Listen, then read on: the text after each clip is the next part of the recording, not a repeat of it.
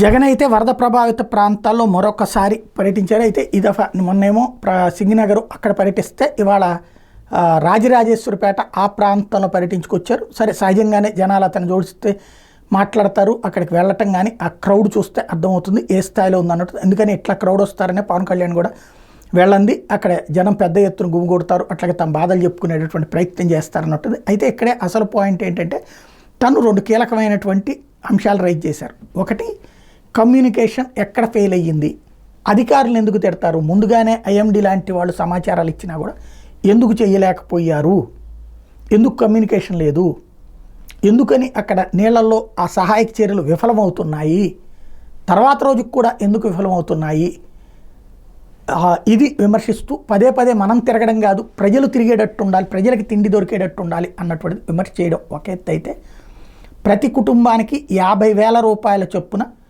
పరిహారాన్ని ఇవ్వండి అన్నటువంటి డిమాండ్ చేశారు. 50,000 రూపాయలు ప్రతి ఇంటికి పరిహారం ఇవ్వండి అన్నట్టు. యాక్చువల్గా ఇవాళ లెక్క ప్రకారం చూసుకుంటే 2.5 లక్షల కుటుంబాలు దెబ్బతిన్నాయి.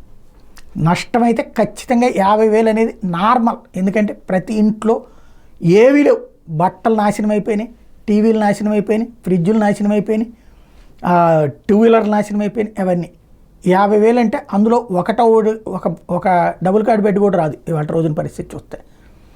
అలాంటి సిచ్యువేషన్లో 50,000 అనేది తక్కువే. కానీ ప్రభుత్వాలు కోట్లు ఇవ్వలేవు కదా, మొత్తం మనం నష్టపోయిందంతా ఇవ్వలేవు కదా.